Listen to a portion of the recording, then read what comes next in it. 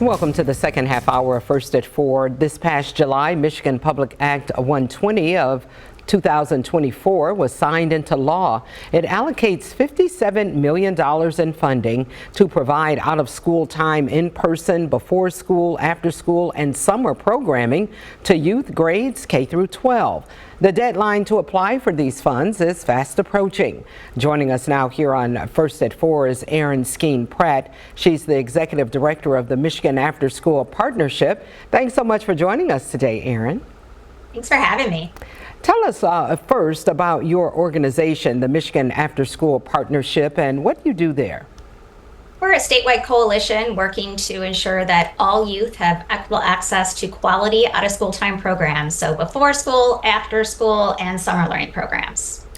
And according to your organization, 750,000 Michigan youth are on the waiting list for after-school programs. How will this new allocation of $57 million that's been budgeted by the state help address this need?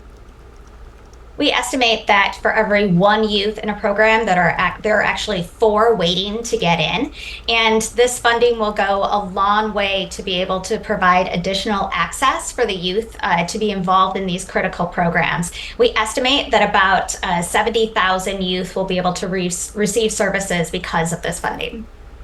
And how do the students and their families benefit? What you say these are critical programs and services, so how do they benefit from the programs that are offered in person before and after school and during the summer?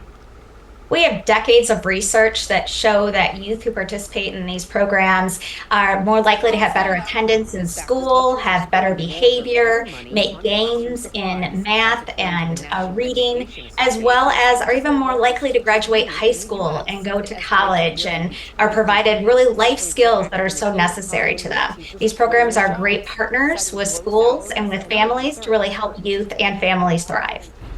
And these funds, who's eligible to apply? Like, what organizations can schools apply, or are they independent service providers? But who can apply for these funds?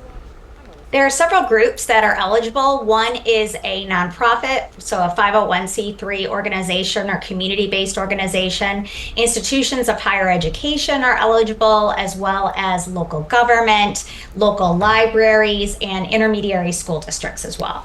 And the deadline is fast approaching. When is the deadline?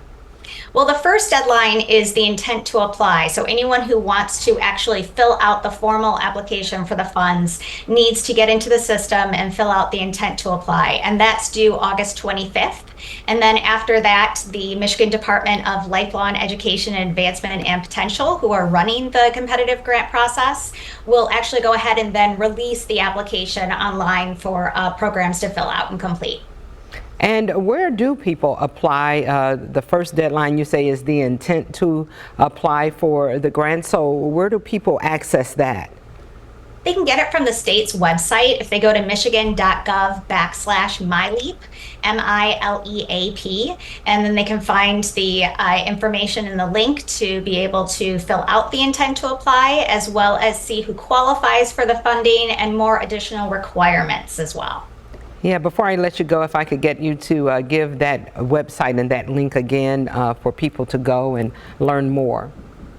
It's michigan.gov/MyLeap, MILEAP.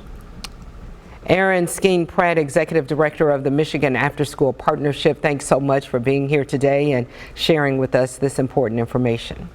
Thanks for having me.